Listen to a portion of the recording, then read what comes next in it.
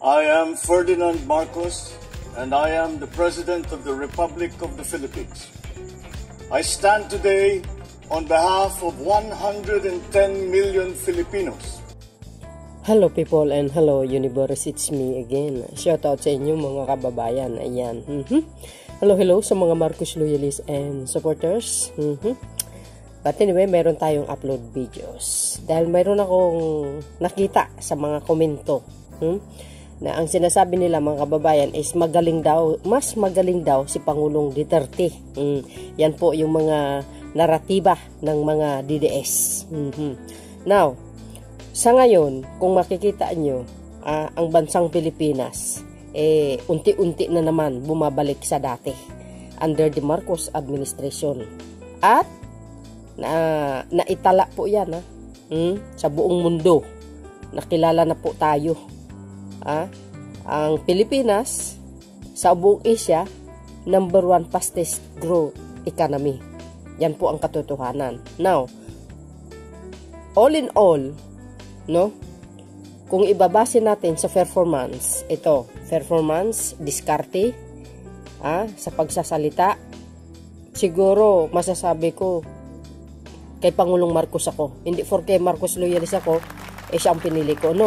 Bumabase po ako sa performance po ng isang Pangulo. Lahat ng Pangulo, ginagalang ko po yan.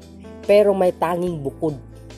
Kasi nakikita natin yan sa performance ng isang Pangulo. Di ba parang tulad ng mga estudyante, di ba?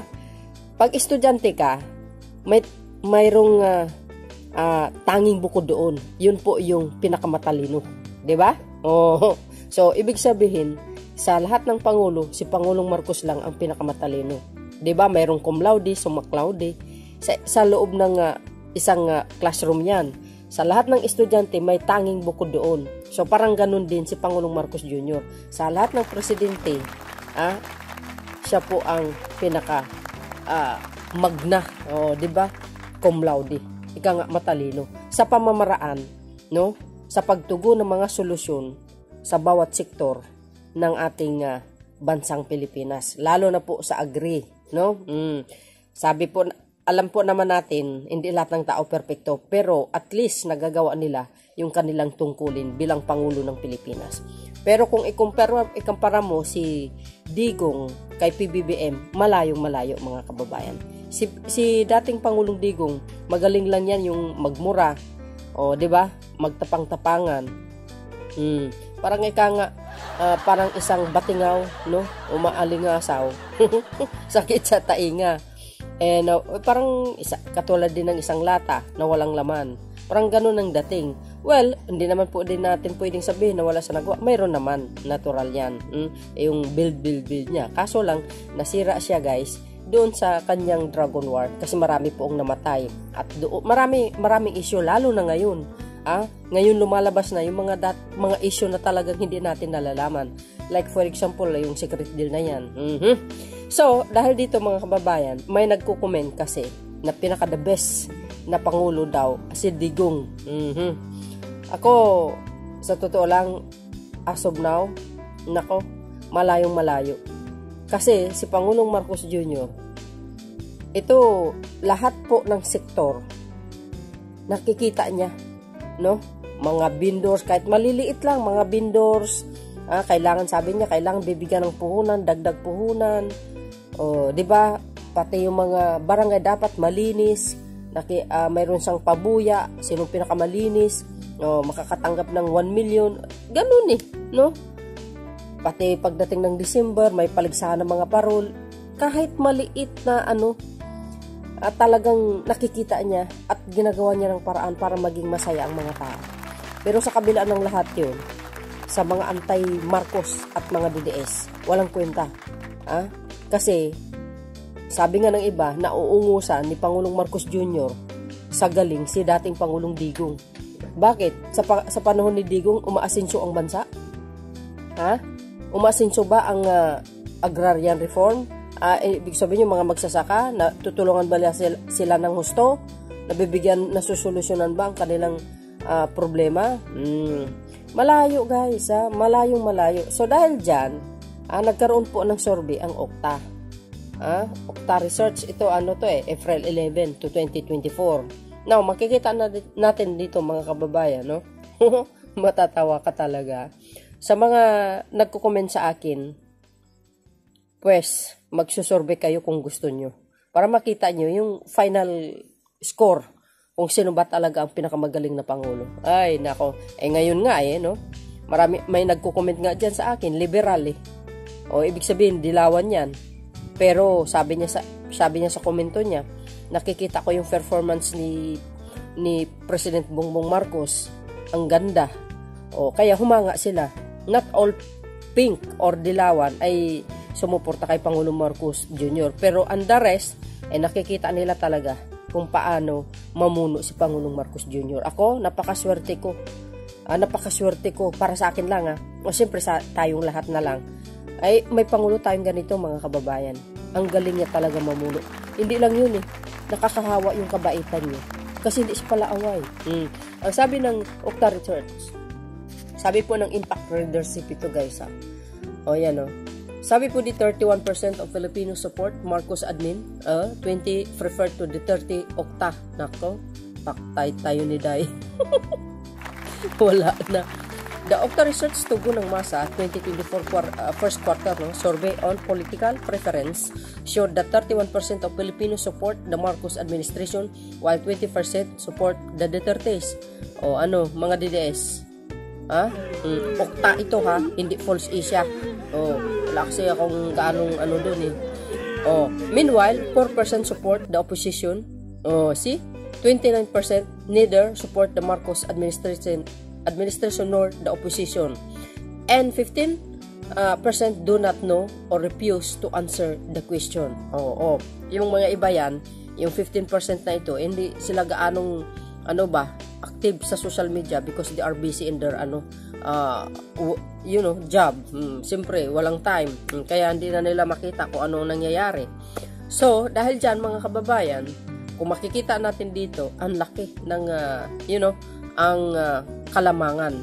So, nakikita ngayon ng majority ng Pilipino ay si Pangulong Marcos Jr. talagang super galing at magaling na Pangulo talaga. No? Yung kanyang foreign policy, lalo na ngayon guys remember, ipinaglaban niya ang Western Philippines sabi niya nga, kung nagkaroon man ng agreement between China at ang dating Pangulong Digong, ngayon pa lang ay ipapawalang bisa niya. Ganon dapat ang isang Pangulo, matapang.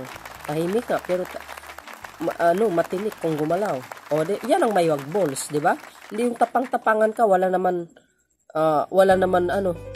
laman yung sinabi mo without action, di ba? Walang ganun. Si Pangulong Marcos halos nanawagan sa buong mundo para iparating na yung ginagawa ng itong bansang Chikwa na ito sa atin. Di ba? At least marami na kay simpatya sa atin. Naawa sila sa atin. So I think pagdating ng panahon, if wag naman mangyari, tutulong mga yan. For sure po yan. Dahil mabait ang Pangulo. So, dahil dyan, makita nyo, ay lalong dadagdag ang kanyang porsyento. Kasi, karamihan sa mga netizen, mga Pilipino ngayon, ay nako, talagang bilib sila kay Pangulong Marcos Jr. Yung kanyang talagang sinasabi. Kasi pinaglaban niya yan. Buong mundo na nasubaybayan tayo, humahanga sila kay Pangulong Marcos Jr. sa galing niyang mamuno, lalo yung pinaglaban niya dyan sa Western Philippines Sea, humanga sila. Yung paglago ng ekonomiya ng bansa, talagang lumago sila. Tayo na nga pinupuntahan dito. Kailan dumating dito yung mga secretary ng Secretary Chamber ng Amerika o delegation, ilan sila? Pinuntahan si Pangulong Marcos Jr. Di ba? Business as usual, investment manan. Yun. Itong isang araw lang, pumunta dito yung Prime Minister ng Switzerland. New Zealand ba yun? Correct me if I'm wrong. Ano ang pinag-usapan? Investment na naman. Dumadayo na sila. Kasi ang Pilipinas is a good destination for foreign investor. Kaso lang itong mga salot sa lipunan ng gugulo, gusto lang ipahiya mismo ang kanilang bansang Pilipinas, ayaw umasinso. Kasi gusto nila umupo diyan sa Malacanang. So dahil dito mga kababayan, ang sinabi po dito, nakita nyo yan? The survey was based on 1,200 respondents nationwide and was conducted from March 11 to 14, 2024. O, malinaw na malinaw yan mga kababayan ha. Hindi nagsisinungaling itong binasa ko. Sabi ng Impact Leadership. O, see? Oh my goodness! What the heck? See, mga Beasya? 31% of Filipinos support to Marcos administration and 20% of Filipinos support the Dutertes. Oh, nako. Parang Malolos Valdez na talaga ang mga Duterte ito. So, yun mga kababayan. Gusto ko lang ipakita ito sa mga may nagko-comment diyan na the best president daw, si Digong. Mahaba ito guys pero short lang natin. Kasi para hindi mainip ang ating mga kababayan. Ang pinaka-bottom line dito is pinaka-center ng usapin dito is kung gaano or kung ilan kaporsyento or ilang porsyento na talagang sumusuporta sa ating mahal na Pangulo and the past administration. Ilagay nyo yan si Panot, Gloria Estrada, si Cory, at saka si Tabaco. Wala. Except lang yung Marcos Sr. Magaling talaga yun. Ay talagang number 1 yun. Ilagay mo yung ito mula 1986 na naging Pangulo until 2016. Ay, Diyos, Maria. Guys, wala pa yan sa dulo ng kuko. Ani Pangulong Marcos Jr. The best ito. The best ito. I really wish na mabigyan pa siya ng extended kahit man lang 6 na taon or 12 years pa, 20 years, no?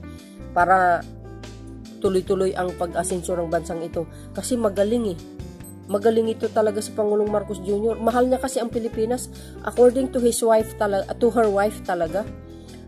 Si Bong daw sabi niya talagang mahal niya ang bansa. Tingnan niyo naman guys ang hard work ng Pangulo, 'di ba? So dahil diyan, ako'y saludo kay Pangulong Marcos Jr. Of course, guys. Talaga namang speechless po ako diyan. Sa mga nagko-comment, siguro malinaw naman po 'yan, 'di ba? See? Kailan lang 'yan? Itong nakarang linggo lang 'yan.